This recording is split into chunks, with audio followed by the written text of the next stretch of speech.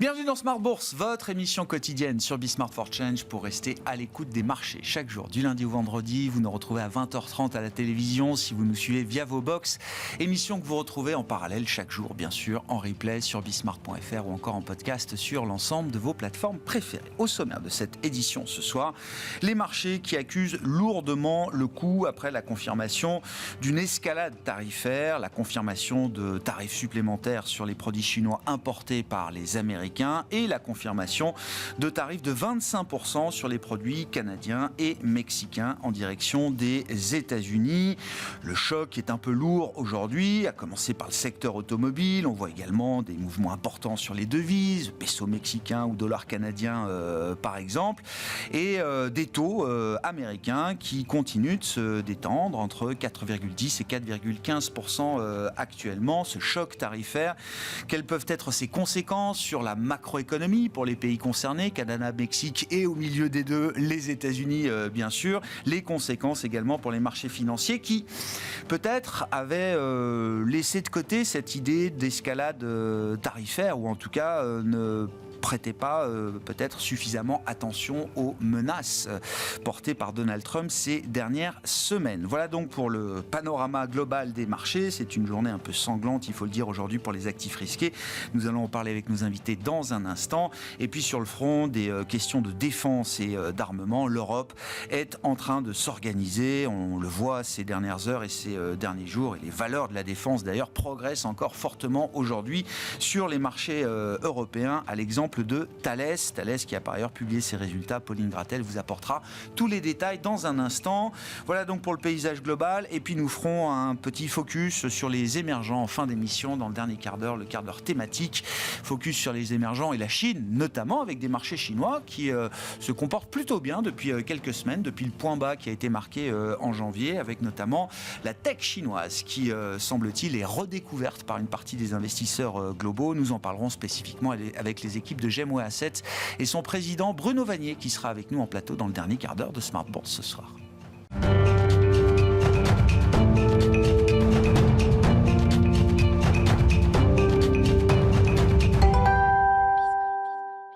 Tendance, mon ami, chaque soir en ouverture de Smart Bourse, Pauline Gratel vous apporte les infos clés du jour sur les marchés. Bonsoir Pauline. Bonsoir. Bon, c'est la goutte d'eau qui fait déborder un peu le vase des marchés aujourd'hui, des marchés globaux qui accusent le coup.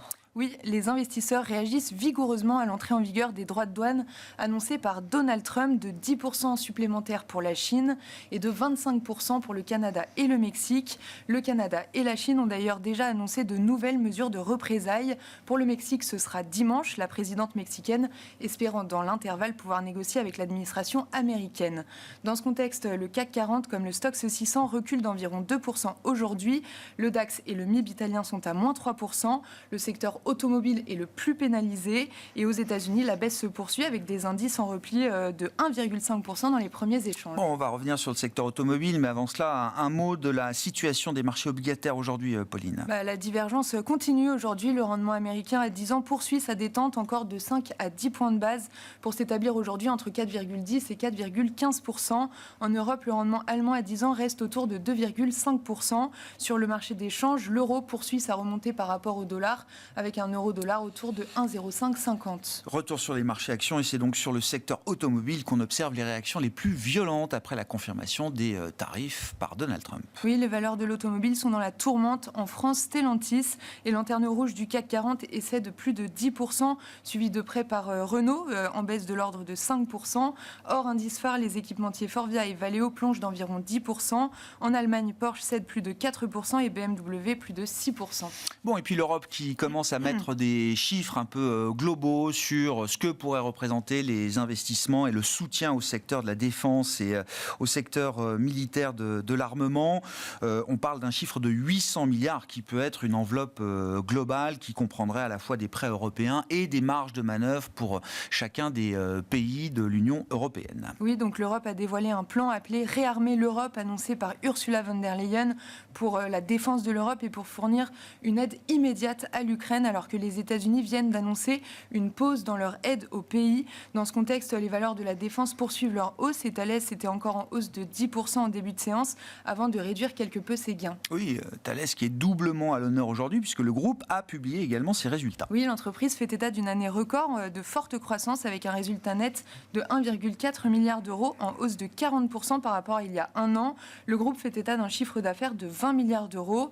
Dans un contexte géopolitique incertain, le carnet de commandes est bien rempli à 50 milliards d'euros fin décembre 2024, en hausse de 12% sur un an. Et puis on retiendra également dans ce contexte le réveil violent d'un titre comme Eutelsat qui baisse depuis des années mais qui connaît 2 séances consécutives de très forts rebonds. Oui, dans ce contexte d'augmentation des investissements dans la défense, Eutelsat, le fabricant de satellites français, bondissait de 70% hier et gagne plus de 80% aujourd'hui en tête du SRD. L'Europe comprend qu'elle ne peut plus dépendre de Starlink pour les communications satellites, l'entreprise de Elon Musk, et privilégie donc l'idée d'une alternative européenne. Aux États-Unis, dans la série des publications, on notera que Target a délivré également ses chiffres trimestriels. Oui, le groupe de grande distribution fait état de meilleurs résultats que prévu et dépasse les attentes des analystes sur le 4e trimestre, avec une progression de ses ventes de 1,5% en données comparables.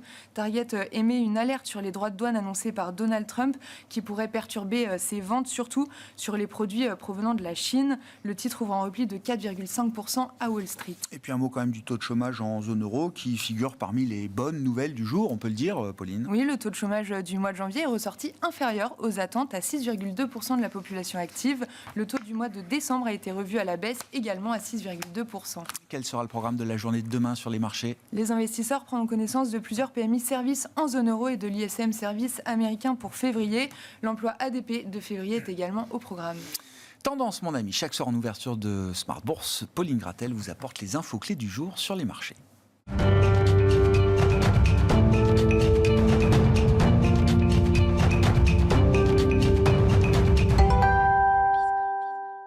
Trois invités avec nous chaque soir autour de cette table pour décrypter les mouvements de la planète marché. Pierre Bismuth est avec nous, directeur général et responsable des gestions de Myria Asset Management. Bonsoir Pierre. Bonsoir Grégoire. Gustave Orenstein nous accompagne, responsable de la recherche macro et de l'allocation d'actifs de Dorval Asset Management. Bonsoir Gustavo. Bonsoir. Et Florian Yelpo est également dans notre compagnie, responsable macro chez Lombard Odier IM. Bonsoir Florian. Bonsoir Grégoire. Florian, vraie question, est-ce que le marché est risk-on ou risk-off ? Parce que c'est vrai que ce début d'année a été marqué quand même par l'idée que certes, la performance des actifs américains était un peu en demi-teinte, voire plutôt en baisse, mais que derrière ça, on avait un mouvement de balancier qui redonnait du vent dans les voiles à d'autres actifs, les actions européennes, les actions chinoises, et donc le consensus était plutôt dans l'idée que c'était un bon moment de prise de risque, de diversification. On sortait de la forte concentration du marché américain pour déployer des investissements au-delà des seuls 7 magnifiques. On est toujours dans cette situation au moment où on se parle, ou est-ce qu'on est dans une ambiance un peu plus risk-off désormais ? On est au milieu du guet entre les deux. C'est-à-dire qu'on est face aujourd'hui à une rotation qui a commencé en début d'année, qu'on trouve plutôt bienvenue, qui est assez naturelle parce qu'on rentre dans une phase de reprise un petit peu des canards boiteux, de ceux qui étaient un petit peu à la traîne dans ce cycle, c'est-à-dire l'Europe, la Chine, l'Asie plus globalement. Et ça a plutôt été porteur. On a eu la meilleure saison européenne de résultats depuis 8 trimestres. Selon les chiffres qu'on peut regarder. Tout ça a été assez porteur de cette rotation et d'une rotation plutôt bullish. Okay, nous, on a une métrique qui nous sert à mesurer l'appétit au risque des marchés. Cette métrique, elle regarde la liquidité, elle regarde les spreads de crédit, elle regarde les volatilités implicites sur les marchés actions et elle regarde la volatilité sur les marchés d'échange. On a eu une période de 3-4 mois au cours de laquelle on a eu un peu une espèce de barbel, c'est-à-dire une opposition entre d'un côté la vol d'échange, qui était assez bearish. L'élection de Donald Trump a fait que renforcer le fait que se couvrir sur le marché d'échange était en fait de plus en plus coûteux. Et le reste, le crédit, les volatilités implicites, plutôt faibles, plutôt contractées, donc plutôt des signaux bullish. Donc on s'est un petit peu creusé les méninges, savoir est-ce que c'était possible que la vol forex ait raison sur la vol action et qu'elle puisse transmettre un choc en l'espace de plusieurs mois. Alors c'est un petit peu ce qui semble se produire. Aujourd'hui, je pense qu'il est vraiment trop tôt pour commencer à se dire qu'on rentre dans une phase bearish. Ce qu'on est en train de réviser, c'est simplement une anticipation de earnings qui était très élevée, notamment aux États-Unis, au moment où on est rentré dans l'année, et très faible en Europe, où on a continué à penser que puisque l'Allemagne a semblé faible, l'Europe elle-même était faible. Voilà. Pour nous, on est toujours dans ce mouvement de balancier que vous évoquiez.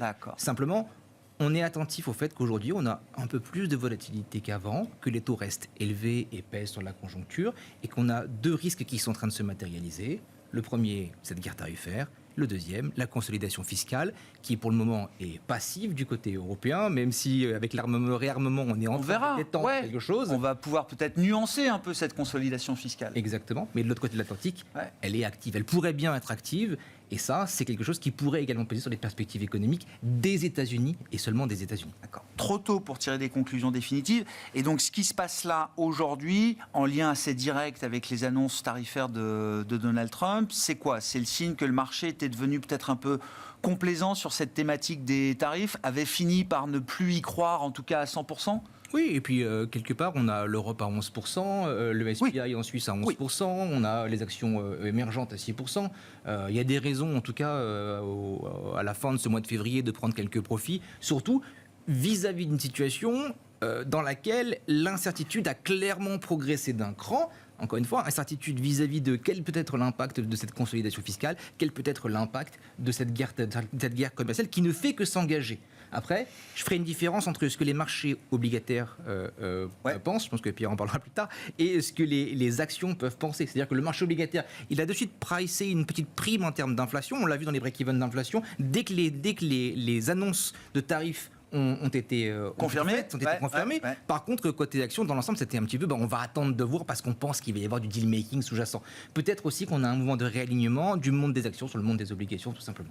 Bon, Pierre, comment vous analysez là, cette phase de marché, effectivement, avec cette vraie question, est-ce qu'on est encore en risk-on ou est-ce qu'on bascule vers quelque chose de beaucoup plus défensif et d'un point de vue global, j'entends, hein. Alors nous, on voit ça un peu de la manière inverse chez Myriad Asset Management. On voit que les marchés, en fait, votent contre le n'importe quoi. Et c'est vrai qu'on a quand même eu une phase février qui a commencé avec la conférence de Munich et un fameux discours de J.D. Vance complètement lunaire en nous expliquant quels étaient les plus grands risques pour l'Europe. Et ça a continué avec du n'importe quoi. Et on se projette en mars avec, encore une fois, du n'importe quoi politique. Et quand je dis n'importe quoi politique, c'est-à-dire qu'on ne voit aucune stratégie. C'est que autant Trump 1.0, donc 2017-2021, on avait une stratégie, une vraie stratégie de mettre une croissance sous stéroïdes avec des baisses d'impôts, avec énormément de liquidités et vraiment un enrichissement. Là, entre le programme de Trump, candidat, et la mise en œuvre est complètement délirante. Et je pense que les marchés, notamment américains, se sont réveillés. Mais je pense que c'est même pas les tarifs. Je pense que la séquence complètement délétère, c'était vraiment vendredi dernier avec Zelensky, où en fait, on a une sorte de réunion impensable entre les États-Unis et la Russie. Et cette réunion est, à mon avis, complètement contre nature. Et je pense que les marchés américains ne peuvent pas adhérer à un truc. Donc là, le marché américain dit à Donald Trump, Monsieur le Président, vous êtes en train de faire fausse route. Moi, je pense que le marché est très, très énervé sur tout un tas d'annonces sans aucune stratégie, avec un retour en arrière, puis on gagne un mois, puis on remet, etc. Et puis on dit, on va mettre 25% de droits de douane sur l'Europe. Ultérieurement, on ne sait pas très bien quoi, sur quel bien. Il n'y a aucune stratégie. L'effet de surprise et l'incertitude, j'allais dire, ça fait partie de la stratégie de Trump. Oui, sauf qu'en fait, on ne voit pas quel est l'objectif à la fin de la journée. L'objectif, personne n'est capable de le lire. Faire des deals sur le fentanyl et sur les frontières. Mais c'est 1% qui transite fentanyl entre le Canada et les États-Unis. Donc tout ça est... Comment il s'appelle c'est Howard Lutnick, je crois, ou Scott Bessent, l'un des deux. Howard Lutnick étant le secrétaire au commerce et Scott Bessent, secrétaire du Trésor. Et là, c'est pas une guerre commerciale à laquelle vous assistez, c'est une guerre contre la drogue. Non mais je dis ça parce que c'est important de comprendre aussi le récit pour le public américain et le citoyen américain. Il faut aussi accepter qu'il y ait des dimensions politiques domestiques qui puissent être légitimes pour un pouvoir élu. On est parfaitement d'accord que les discours à l'extérieur s'adressent uniquement au peuple américain. Ça, complètement, c'est pour ça que J.D. Vance pouvait dire n'importe quoi. Oui. C'était pas à nous que ça s'adressait. Et c'était, mais quand même, en fait, on peut avoir une certaine logique et une certaine stratégie. Et quand on voit qu'on a Elon Musk qui a l'efficacité, qui en fait s'occupe de commerce extérieur ou enfin, tout le monde, personne ne joue son rôle. C'est assez iconoclaste, oui, on peut reconnaître. Ne joue son rôle. Oui. Et donc, les marchés, je pense, sont un très bon contre-pouvoir. Ouais. Et c'est, je pense, très salutaire que le marché se retourne comme ça, et alors que on avait vraiment une rampe de lancement, tout se retourne. On a les taux qui baissent, qui est absolument contre-intuitif. On a le Bitcoin qui s'effondre et qui est en passe de perdre absolument tous les gains qui avaient été générés par l'élection de Donald Trump. On a les actions le S&P a déjà renversé tous les gains depuis l'élection de Trump. Là. Elon Musk, Tesla qui était monté... est à moins 30. Voilà. Et en fait... Pour quel résultat ? Un résultat complètement nul d'un point de vue géopolitique. Un résultat. Alors, ça permet. C'est vrai que c'est des réveils pour l'Europe, mais en fait, là, on ne parle pas du tout de finance. Là, le problème, c'est que c'est des réveils politiques qui ont des implications à court terme sur les marchés. Mais là où, en fait, c'est vraiment compliqué, c'est que ce n'importe quoi fait perdre une boussole au marché, où on était sur une croissance visible avec finalement des devises qui étaient relativement stables. On pensait avoir des deals, et là on n'a pas de deal, on a n'importe quoi. Donc on a l'incertitude Trump sans le bénéfice de la politique de Trump. La séquence Zelensky, le but c'était de pouvoir exploiter des minerais. Et on a un président qui est en guerre, qui quitte les États-Unis, qui ne signe pas. Alors ça veut dire quoi ? C'est quoi l'alternative pour Trump ? Il va signer avec Poutine ? Bah, non mais c'est quoi le truc ? Il y a encore une chance que le deal se fasse quand même. Non mais justement, on connaît l'animal. Mais justement, cette stratégie de bord du gouffre. Ça perturbe les marchés. Complètement. Le marché est plus insensible à ça. Ouais, c'est contre nature. Donc en fait, on se dit tous, quel est l'intérêt de suivre du délire ? On attend que ça passe. Et franchement, replions les Gaules. Ce qui est assez, je ne sais pas si c'est pervers, j'en sais rien, mais en tout cas dans les KPI fixés par Trump sur les marchés, il parle beaucoup plus des taux longs que du Dow Jones, par exemple. Et donc, il a affiché la baisse des taux longs comme étant un de ses objectifs. Ouais. Et c'est vrai que pour l'instant, les taux longs baissent. Et les taux longs baissent. Mais pour quelle raison ? Ça, c'est un autre sujet. Mais pour lui, politiquement, il est encore à un stade où il peut afficher que les taux longs baissent et que depuis qu'il est là, les taux longs baissent. Quoi. Alors, sa chance, c'est que le break-even d'inflation ne s'envole pas. Mais la défiance va arriver. Ouais. Ça, c'est sûr et certain. Parce que si on continue sur les tendances des tarifs, les break-even vont arriver. Donc, sur la question risk-on ou risk-off ? Eh bien, nous, on est plutôt risk-on Europe. D'accord, risk-on Europe. Gustavo, est-ce que le marché est risk-on ou risk-off ? Oui, aujourd'hui, il n'y a pas de doute. Ouais, c'est risk-off, il n'y a pas de problème. Bon, après, est-ce que c'est durable ? On verra. Simplement, sur la partie macro-marché, bon, il y a les droits de douane, on en a parlé, mais il n'y a pas que ça. Hein. Ce qui avait quand même, le point de départ, c'était le 4e trimestre de l'année dernière, avec l'Amérique qui prend tout, et Donald Trump arrive là-dessus, et c'est vraiment la cerise sur le gâteau de cet optimisme énorme, et des attentes aussi très fortes sur l'économie américaine, au-delà des marchés, hein, sur l'économie elle-même, avec des chiffres de croissance très forte, la productivité, etc. etc. Et évidemment, tout était prêt pour décevoir, et c'est un peu ce qui se passe. Quelque part, il y a une déception sur la croissance américaine, non pas je crois, à ce stade, qu'il y ait une récession qui guette, mais simplement l'optimisme était tellement élevé qu'il a suffi qu'effectivement la consommation des ménages ne soit pas aussi extraordinaire que ça. Pour des raisons techniques, les importations ont explosé en début d'année, juste avant les droits de douane. Pour des raisons techniques, non. Parce que la menace tarifaire, et que je pense que le citoyen américain, depuis Trump 1.0, il a bien compris aussi ce que ça pouvait impliquer pour lui. Donc il n'est pas bête, il réagit. Quoi. Ce que je veux dire, c'est que si vous importez énormément maintenant, ça sera plus tard. Enfin, ce ne sont pas des effets... Dans le calcul du PIB, oui, effectivement. Ça peut jouer sur le PIB du premier trimestre. Ça ne jouera pas sur celui du deuxième trimestre. Donc ce sont des effets un peu techniques. Mais en tout cas, voilà, il y avait vraiment les espoirs étaient tellement élevés que forcément c'est plutôt un peu la douche froide en début d'année. Et ce qui explique une partie aussi des inquiétudes et notamment de la baisse des taux longs. Et en Europe, c'était pile l'inverse, évidemment. Aucune attente, l'endroit où il ne fallait pas être, l'extrême fragilité, tout ce qu'on veut. Et puis bon, finalement, voilà, c'est assez classique dans le fond. Et il n'y a jusque-là pas on va dire, le marché a simplement grimpé les murs d'inquiétude sur l'Europe. L'a même grimpé très très vite. Et très honnêtement, et je comprends la prise de bénéfices en ce moment, d'ailleurs, on y participe aussi un peu. Il est clair qu'on est tous plutôt surpris, agréablement surpris de la performance de l'Europe. À plus 12 en 2 mois. Pour les courageux qui disaient « nous, on croit à l'Europe tout d'un coup, on se sent plus malin ».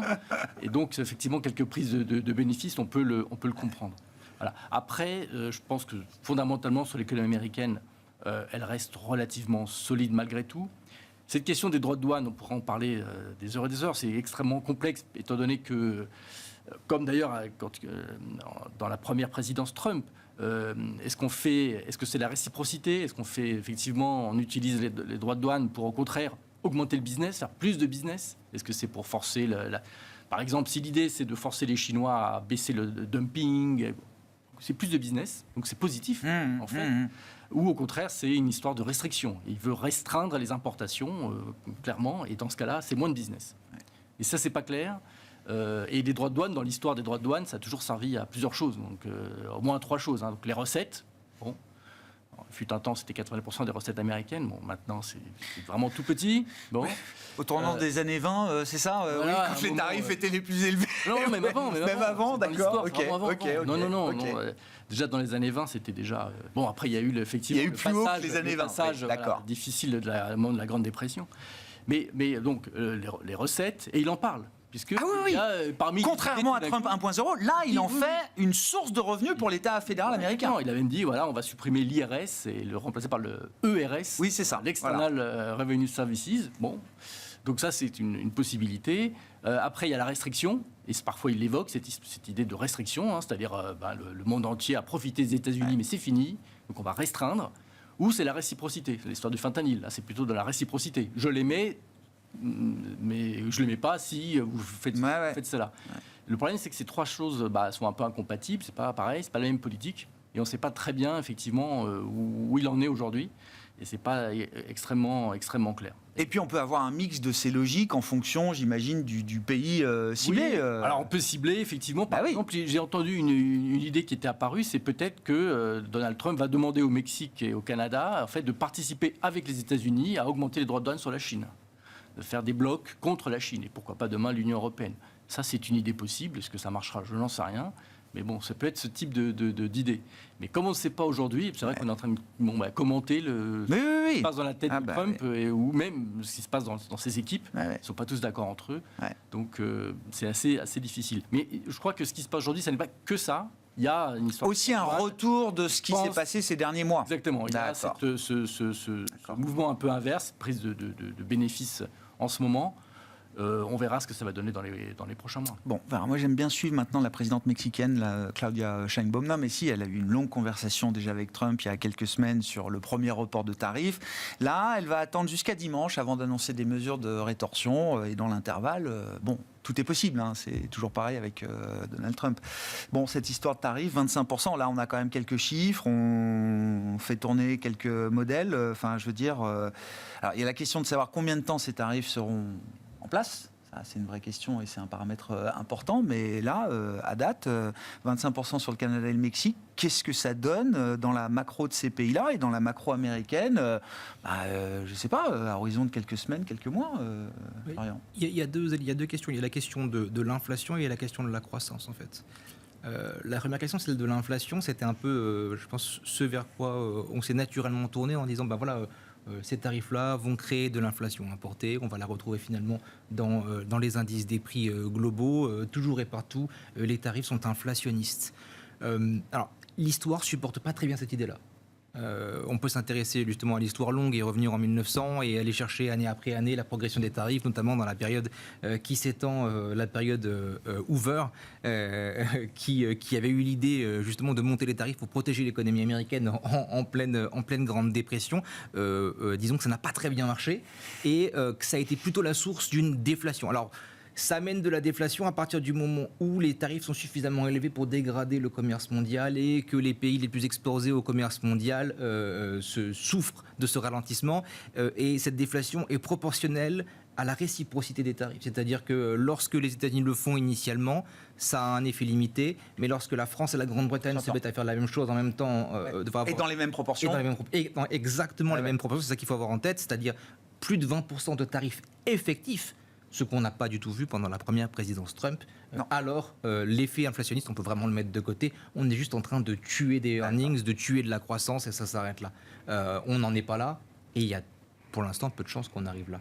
Maintenant, côté croissance, si on a appris quelque chose de 2018, c'est qu'il y a une différence entre les tarifs implémentés et les tarifs annoncés, et que ces tarifs-là sont plutôt justement des sources de ralentissement. C'est ce qu'on a découvert.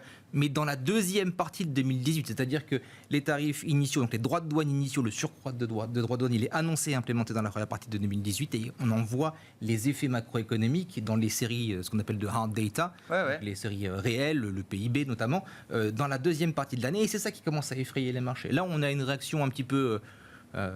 échaudé, probablement lié à l'expérience, mais je suis assez acheteur de l'idée que dans l'ensemble, la croissance américaine du premier et deuxième trimestre, elle restera convenable. Elle peut décevoir, mais on sera loin du GDP Now de la Fed d'Atlanta qui voit à moins 2,8 quoi. Voilà. On devrait être loin de ces éléments-là. Et juste pour conclure, quand on regarde la progression des droits de douane collectés par les États-Unis, en pourcentage des imports évidemment, avant 2018 et après 2018, on voit quasiment rien. C'est-à-dire que, oui, on a une hausse de droits de douane annoncée de 10%, mais en fait, quand on regarde, effectivement, sur certains produits, il y a même des hausses de plus de 1000% sur certains produits en particulier. Mais en fait, ce qu'il faut prendre en compte, c'est le fait que les agents économiques eux-mêmes font des calculs, c'est-à-dire que quand les prix progressent d'un côté, on va détourner. La Chine s'est mise à exporter au Mexique et au Canada, ce qui a permis de dériver un petit peu le trafic. Et dans l'ensemble, les effets ont été majeurs uniquement sur la nourriture. Donc le prix de la nourriture s'est mis à progresser aux États-Unis. Et par contre, ça a été compensé par une baisse des droits de douane collectés sur l'énergie.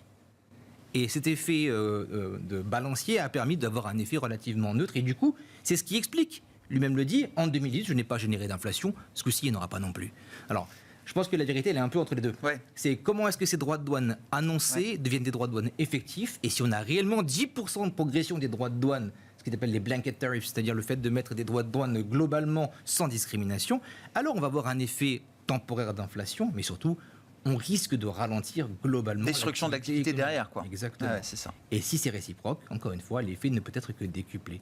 Donc c'est pour ça que pour nous, c'est l'un des deux risques majeurs sur le plan macro, pas marché, mais sur le plan macro pour 2025. Et notamment pour la deuxième partie de 2025. Pour l'instant, l'Europe, on continue d'aimer ça. Ce qui est frappant dans la séquence, effectivement, c'est que dans l'optimisme qu'on avait en fin d'année sur l'économie américaine et l'arrivée de Trump, je crois que tout le monde voyait dans le programme que le côté tarifaire pouvait être un moment perdant-perdant, etc. Mais à côté de ça, on voyait le côté tout de suite pro-business.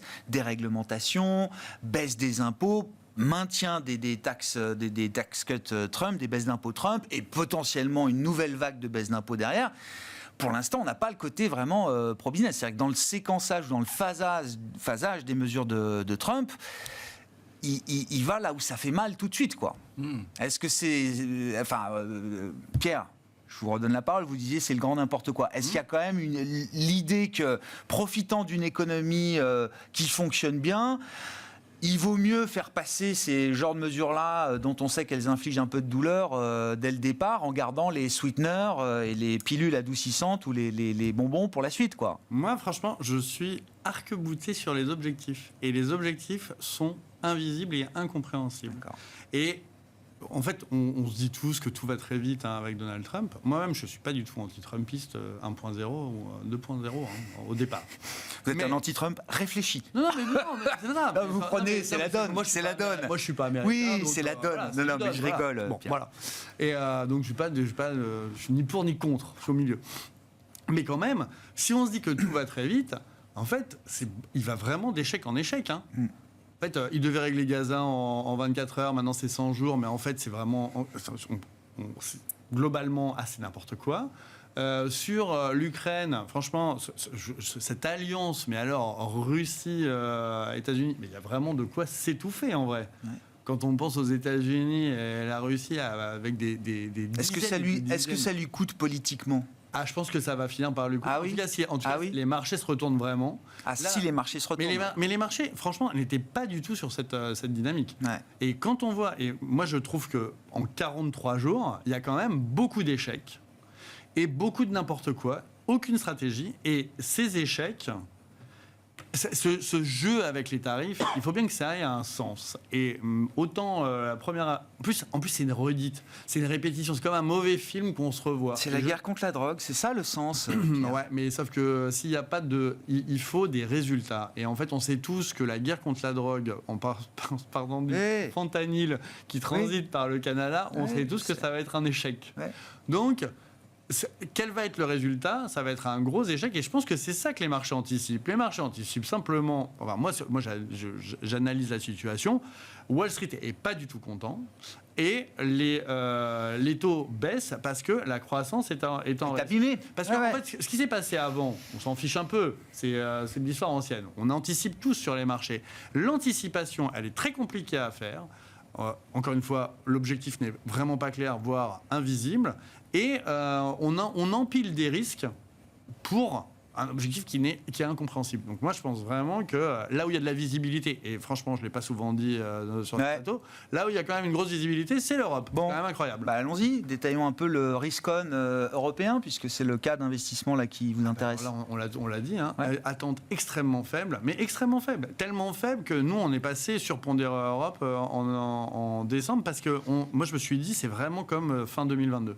Fin 2022, on était tous neurasthéniques, et ça s'est complètement envolé. Et là, on est vraiment dans un environnement où, en plus, cette politique fait que les liens européens se resserrent. Et en fait, ils se distendent. On avait dit, oui, l'Italie veut y aller tout. À l'arrivée, pour vous, c'est plus d'unité en Europe? Ah bah moi, je trouve que c'est quand même incroyable. C'est pas plus de fragmentation, c'est plus d'unité. Non mais oui, mais j'attends de voir quel embranchement on prend. Hein. C'est quand même assez rigolo parce qu'en Europe, on a toujours l'impression que ça va se distendre, mais il y a toujours quelqu'un qui fait se retendre les liens. Et en fait, mais en plus... Là, c'est quand même un truc à la Molière. C'est que personne n'a rien demandé. On n'a pas demandé à J.D. Vance d'essayer de fragmenter l'Europe. On n'a pas demandé à Trump d'être pro-russe. Et en fait, tout ça fait que les liens se resserrent politiquement. Sur Ursula von der Leyen, avec son plan à 800 milliards, qui arrive en une semaine, je veux dire, personne n'attendait. Même si c'est des effets d'annonce, ça veut dire que quand elle peut l'annoncer.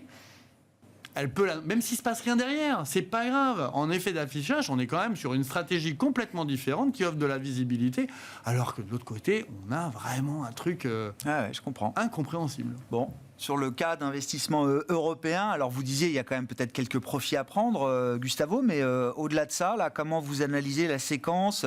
Alors c'est vrai que on met tout de suite un peu d'emphase, même si on est habitué à une Europe qui peut décevoir, mais moment historique, moment existentiel, on a tout ça en tête, et c'est vrai que, en tout cas à travers le secteur de la défense, les annonces, le sommet de Londres, etc., même si c'est du théâtre à ce stade et de l'affichage, le marché est prêt à faire crédit quand même sur l'idée que l'Europe est en train de prendre des décisions peut-être structurelles.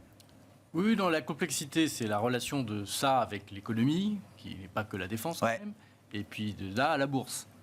Les questions géopolitiques sont extrêmement complexes, je ne suis pas un spécialiste, mais enfin, l'impact que ça a sur l'économie et sur les marchés, c'est variable et pas toujours aussi évidente qu'il n'y paraît. Donc c'est très difficile de savoir exactement ce que ça peut faire. Est-ce que c'est très positif pour la bourse elle-même? Ce qui compte pour la bourse, c'est quand même à la fin effectivement le résultat des entreprises, leur activité. Ce sont des entreprises internationales en Europe pour la plupart.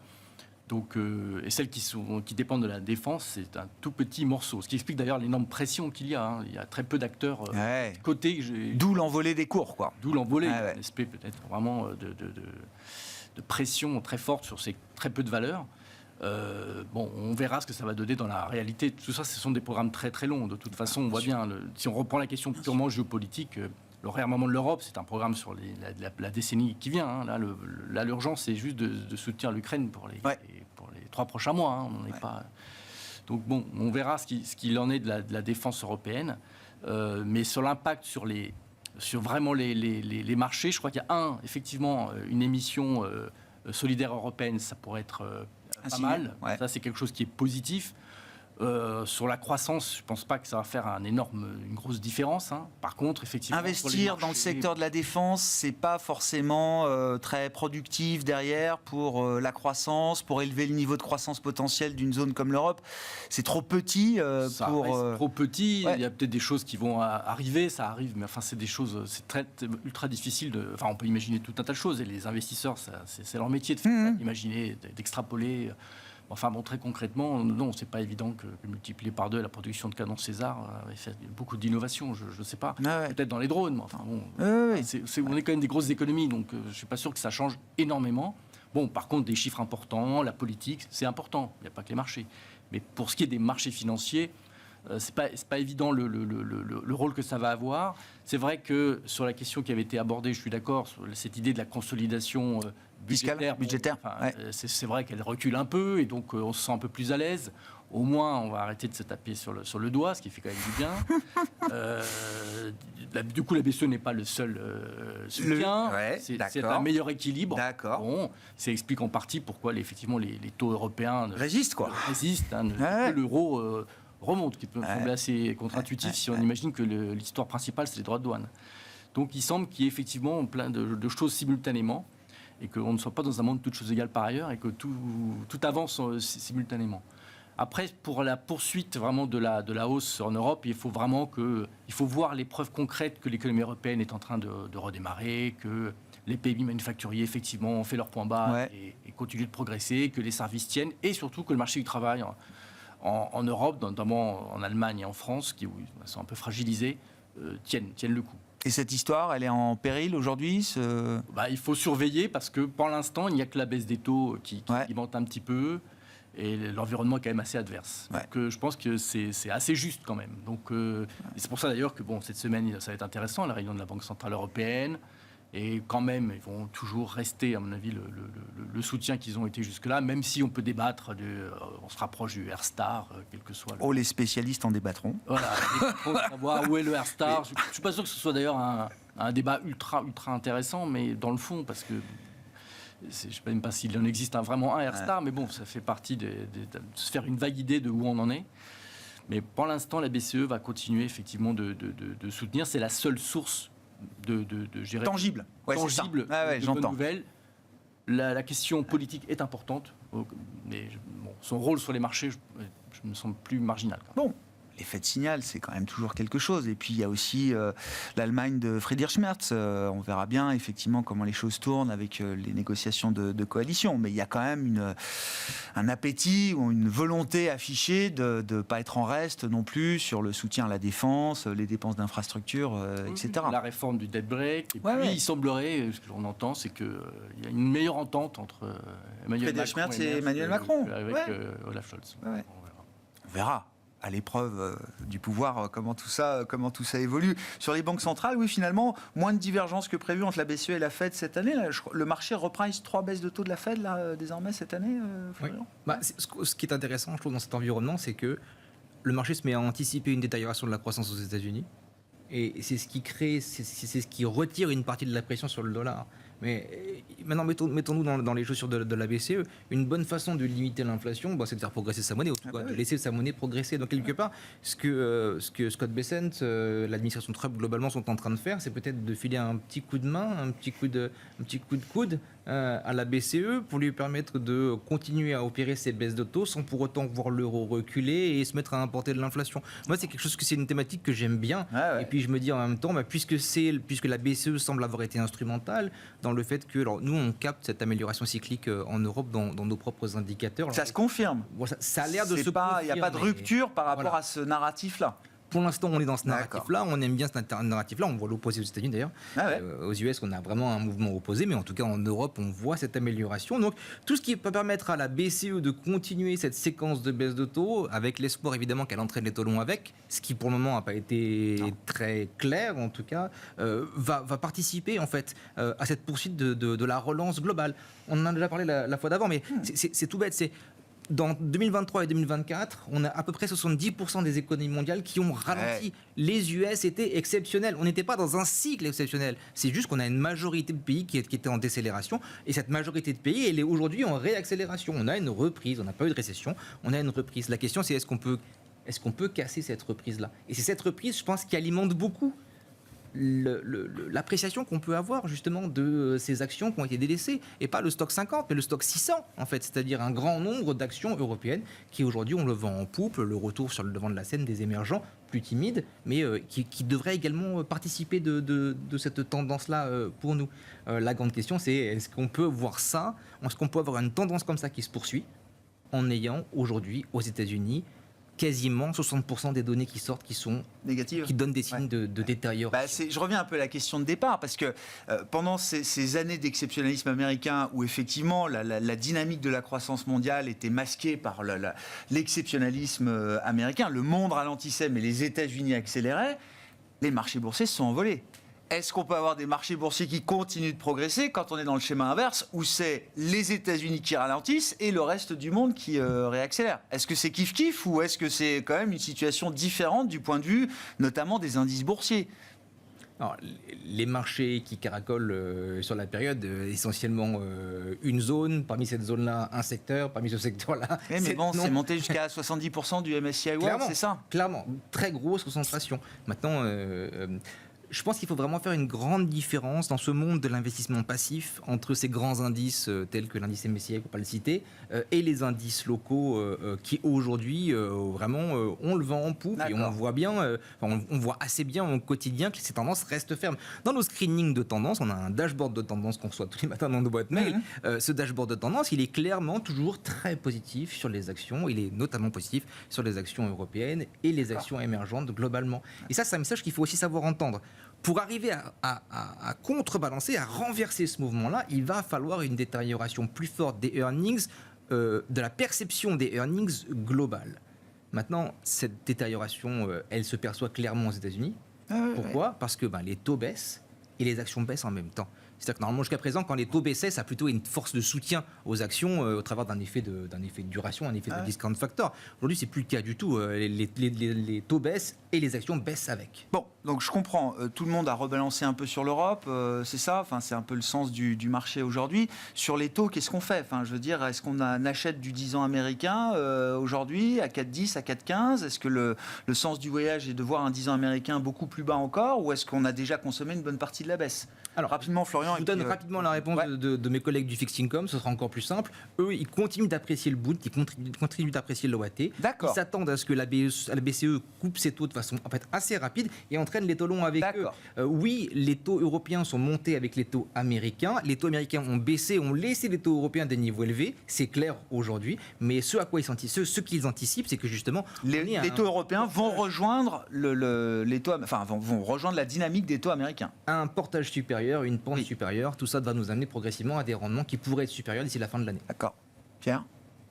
Sur l'équilibre, un peu de... Oui, sur l'équilibre. Non, mais encore une fois, on a quand même vraiment beaucoup plus de visibilité sur l'Europe. Franchement, donc, la BCE, c'est complètement tracé. La Fed, je pense que ça doit être vraiment très compliqué pour la Fed de rester indépendante avec ce maelstrom et cette tornade d'informations. Je voulais ajouter un truc qui est un peu tiré par les cheveux.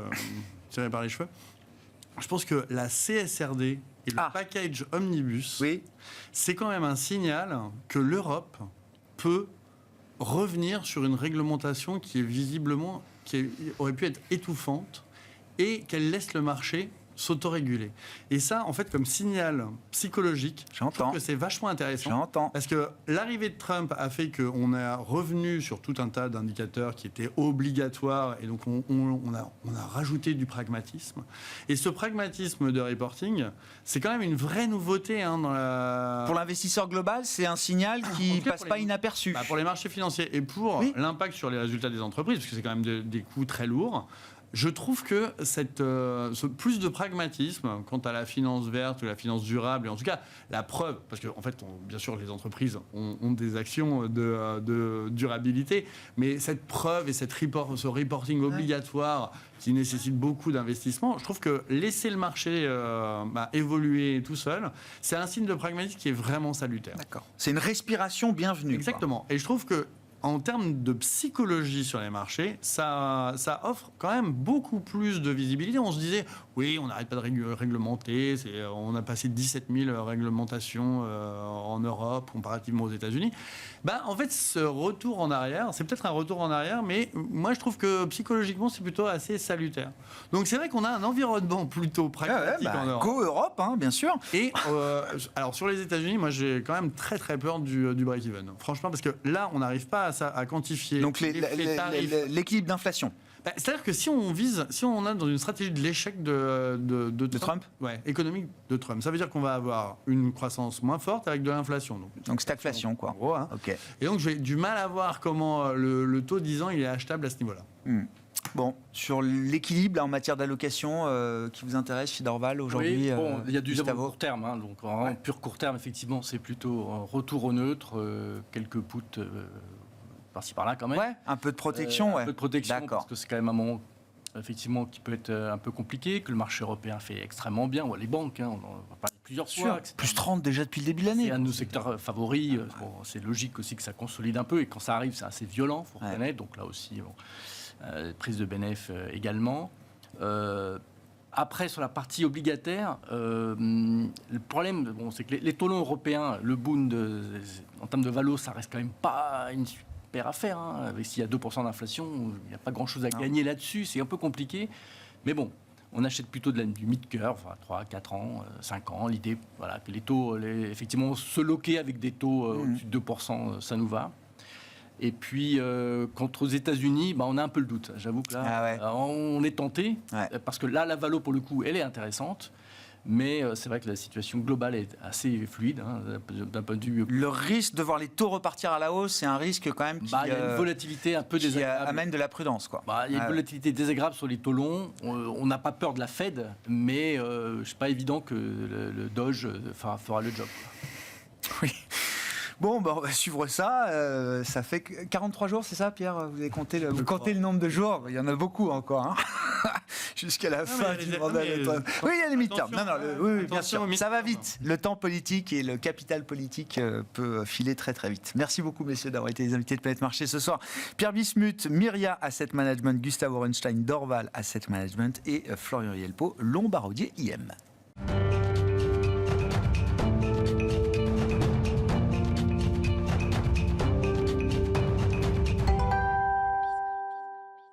Le dernier quart d'heure de Smart Bourse, chaque soir, c'est le quart d'heure thématique. Le thème ce soir, c'est celui des marchés émergents, à commencer par le premier d'entre eux, le marché chinois. Nous en parlons avec les spécialistes de GEMWay Asset. C'est son président, Bruno Vanier, qui est à mes côtés en plateau. Bonsoir, Bruno. Bonsoir. On va parler de la dimension commerciale, géopolitique, mais quand même, prenons les marchés comme étant notre indicateur, notre baromètre. Si je regarde depuis le début de l'année, je crois que les marchés chinois ont dû remarquer un point bas peut-être en janvier, si je ne dis pas de bêtises. Et depuis, on a vu quand même une très belle tenue des indices chinois, et notamment des indices porteurs de tech chinoise, Bruno. C'est un réveil. C'est un réveil. Vous rappelez-vous, fin janvier, on parle de DeepSeek qui a un peu mis le feu aux poudres, on va dire, d'une certaine manière, quoi, et qui réveille un peu l'esprit animal des entrepreneurs chinois. C'est quand même une performance technologique sans pareil, avec un budget qui paraît, alors le chiffre sans doute est sous-évalué, mais on parle de 6 millions, c'est sans doute même 10 fois plus, j'ai envie de dire. C'est vraiment peu par rapport au regard de ce qui a été dépensé sur ChatGPT. Donc, franchement, très bien, quoi. Et visiblement, ça permet aussi à Tencent, à Alibaba, à d'autres sociétés qui fournissent des services de cloud à développer des intelligences artificielles. Donc, c'est vraiment très, très positif. En revanche, l'impact que ça a eu sur la techno Taïwan-Corée, clairement, était assez mauvais. Ah. Pourquoi ? Parce qu'on s'est dit, mais attendez, les programmes d'investissement des sociétés américaines qu'on évalue à peu près à 320 milliards de dollars cette année. Pour les 4-5 plus gros hyperscalers, c'est ça, les Microsoft, Google, Amazon, donc, etc. Peut-être que ça va être beaucoup moins. Alors, ces sociétés, depuis, on fait des annonces. Elles n'ont pas du tout remis en cause leur programme d'investissement. Donc, pour le moment, rien n'est sûr. Mais comme en bourse, rien n'est sûr. Mais voilà, c'est ça le risque, que ça fasse baisser finalement ces investissements. Ce qu'on gagne d'un côté, on peut le perdre de l'autre. On peut le perdre, surtout pour la techno, j'ai envie de dire, Taïwan et Corée, qui est vraiment dans la supply chain d'NVIDIA. Oui, bien sûr, des Américains. Donc c'est plutôt cette voie-là qui paraît plus incertaine aujourd'hui. De fait, ces titres ont tendance un peu à sous-performer, notamment à Taïwan. TSMC a baissé de près de presque 10% depuis le début de l'année. Il faut dire qu'on avait une performance boursière exceptionnelle du titre au cours des 2 dernières années. Mais Hynix, qui est le pendant dans la mémoire côté Corée, même ça a baissé depuis le plus haut récent, mais c'est toujours en hausse depuis le début de l'année. Et la valorisation est très basse, donc c'est un titre quand même extrêmement intéressant pour au moins cette année. Ouais. Donc voilà pour l'aspect négatif. L'aspect positif, c'est ce qui se passe en Chine, et pas simplement DeepSeek qui est arrivé, je dirais, fin janvier, mais aussi ce fameux meeting, ce fameux symposium qu'on a eu le 17 février 2025. Mais en miroir de ce que Trump réunit comme patron de la tech, ou à Mar-a-Lago, ou dans le bureau ovale, où il veut, on a Xi Jinping avec Jack Ma, en plus, je crois, qui était là, et les autres. Il se serre la main, donc c'est vraiment une poignée de main emblématique, j'ai envie de dire. On se rappelle quand même que on s'est posé la question pendant plusieurs années, où est-il Jack Ma, où est-il ? Est-ce qu'il est en prison ? Est-ce qu'il est en exil ? Enfin bref, on a tout imaginé. Et vraiment la relation entre Xi Jinping, Pékin, je veux dire, et surtout Xi Jinping, le président chinois, et les entrepreneurs chinois, un peu, je dirais, dont Jack Ma est un emblème, était vraiment, cette relation était mauvaise, simplement. Depuis fin 2020 jusqu'à quasiment maintenant, on avait vraiment quelque chose de mauvais. Et ça je dirais, ça agissait très négativement sur le moral des entrepreneurs, sur le moral des entreprises, et ne les poussait pas à investir, clairement. Donc là, si on a une inversion de cette tendance-là, en d'autres termes, Pékin est de nouveau tech-friendly, ou en tout cas entrepreneur-friendly, ça change complètement la donne sur la Chine. Je voyais, alors je disais, vous l'avez sans doute lu, un article du FT sur la vitesse de diffusion de DeepSeek, des modèles DeepSeek à travers l'ensemble des entreprises publiques, parapubliques, hôpitaux, automobiles en Chine. C'est-à-dire qu'ils ont mis évidemment gratuitement à disposition le modèle de toutes les entreprises chinoises. Mais visiblement, ça se déploie à une vitesse grand V. Et dans la foulée, Alibaba a annoncé qu'ils allaient dépenser 52 milliards de dollars pour les 3 prochaines années, autant qu'ils n'avaient jamais dépensé dans le cloud ou l'intelligence artificielle. Donc, il y a vraiment eu un moment. Il y a un moment. Et donc, après, bien sûr, c'est encore peut-être un peu court terme, et c'est un peu trop court peut-être pour avoir une conclusion trop forte, mais clairement, ça va vraiment dans le bon sens.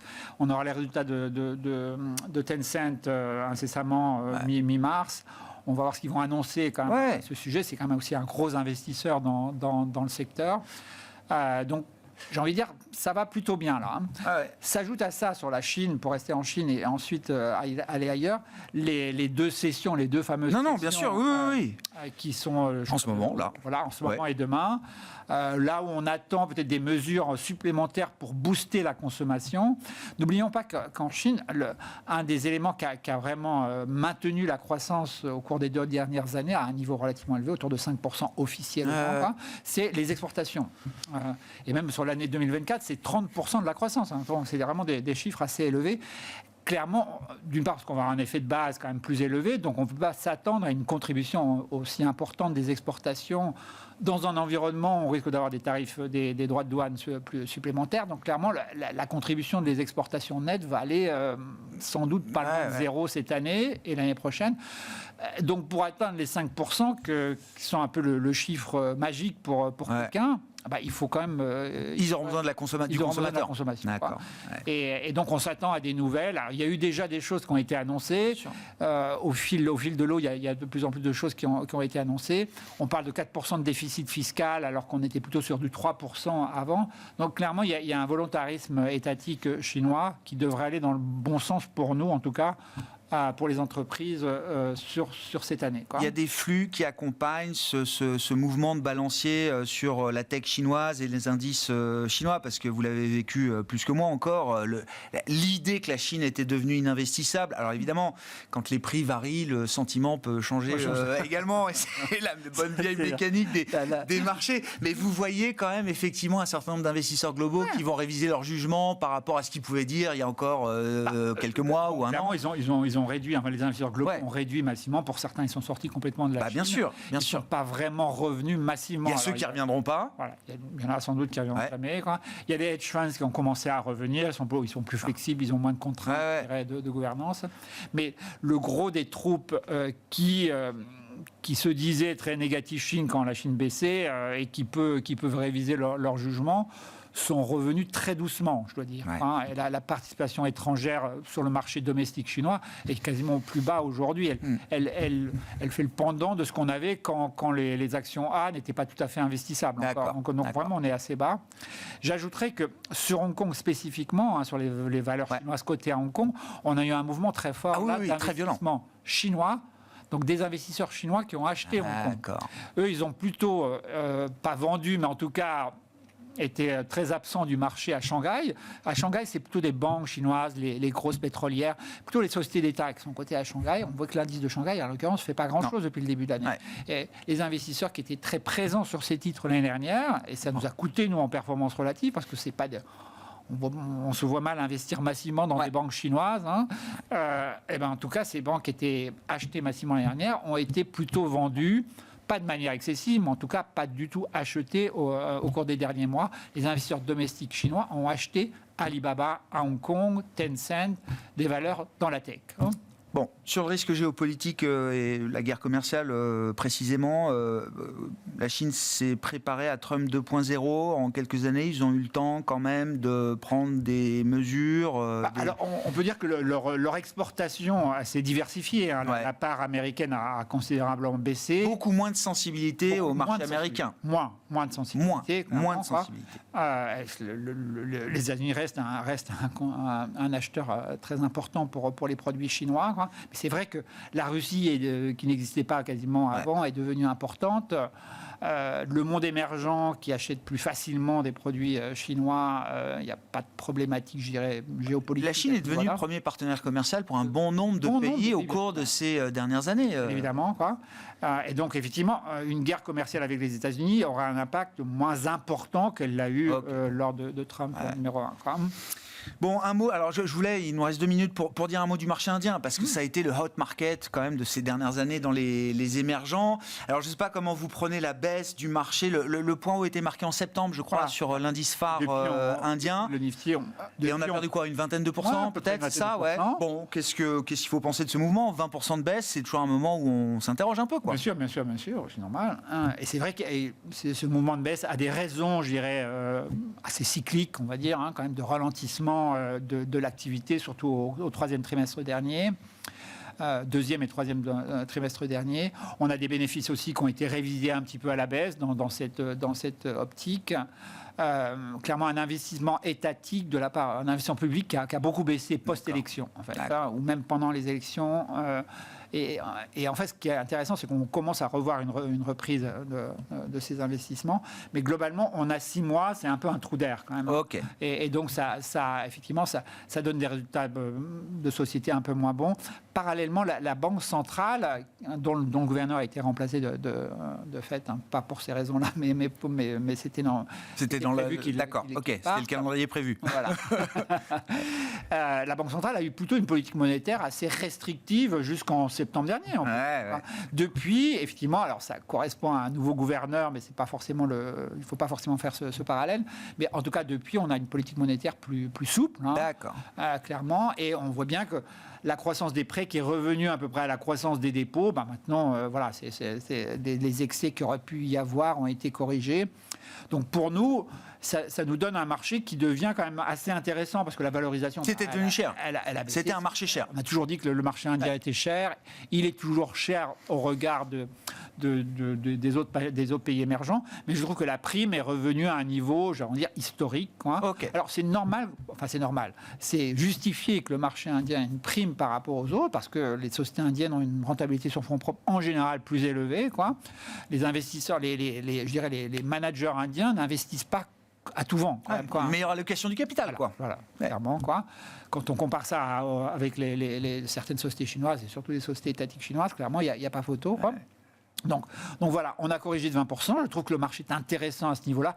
Pour autant, est-ce qu'il faut y aller massivement aujourd'hui ? Alors, après, on a un choix. C'est-à-dire qu'on est un peu plus excité, nous, par ce qui se passe en Chine à court terme. Oui. Donc, on ne veut pas se précipiter sur le marché indien. Mais je pense que les 3 prochains mois seront une bonne occasion pour acheter doucement sur ce marché, quand même. Merci beaucoup Bruno. Merci pour votre éclairage sur cette sphère émergente à travers 2 poids lourds, la Chine et l'Inde, entre autres. Bruno Vanier, président de Gemmo Asset, c'était l'invité du quart d'heure thématique de Smart Bourse ce soir.